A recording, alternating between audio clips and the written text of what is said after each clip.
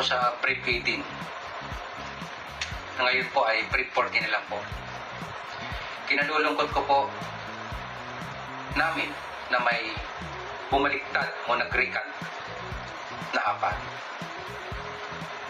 Sana hindi kayo bubuliin ng inyong mga kapitbahay at kamag-anak. Lalong-lalo na yung mga anak ninyo.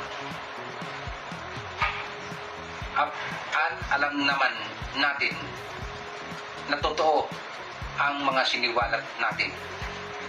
Pero ano ang ginawa ninyo? Bumaliktad kayo nang dahil sa malaking halaga na offer sa inyo. 25 million bawat isa. At hindi lang naman kayo ang na-opera. Ako at sa ating mga kasamahan na-operan din. Pero hindi kami nasisilang. Mayroon akong paninindigan at para sa bayan. Kayong apat, wala kayong paninindigan. Wala kayong bayag.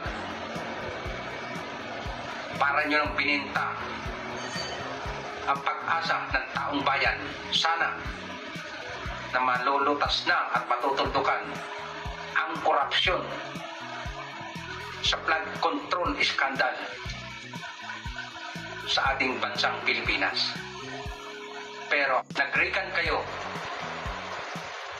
Bininta nyo ang inyong pansariling interes. So wala kaming magagawa dyan kasi choice nyo yan. Sana masaya kayo sa ginawa ninyo na pagre-recant o pagtataksil sa inyong mga kasamahan. Samantalang gumawa tayo ng kanya-kanya nating salaysay na pawang katotohanan lamang. Wala akong sapilitan. Nakapunta na nga tayo sa Senado eh. Di ba? Doon, nagsabi na tayo ng totoo nun. Pero nagawa nyo pa rin nag-recant dahil sa malaking halaga na pera na inoffer sa inyo. So, by the way, good luck po sa inyo. Alam nyo po, sa totoo lang po, proud ako sa Marines, lalong-lalo na at nakasali po ako dito sa aming grupo. Sa totoo lang po, hindi po ako Marines, Army po ako. Katunayan po,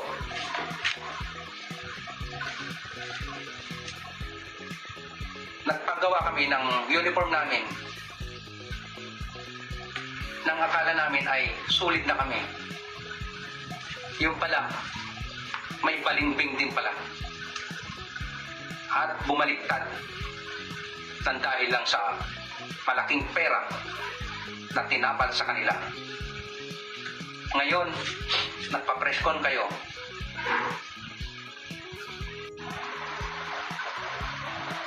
May face mask na kayo, may sunglass, may sombrero. Samantalang lumalabas naman tayo. Wala tayong face mask. Walang sunglass. So, nahihiya kayo sa sarili ninyo. Dahil alam nyong mali ang sinabi nyong pagre-recant. Alam namin na napilitan lang kayo dahil lang sa pansariling interes sa pera. So, good luck po sa inyo.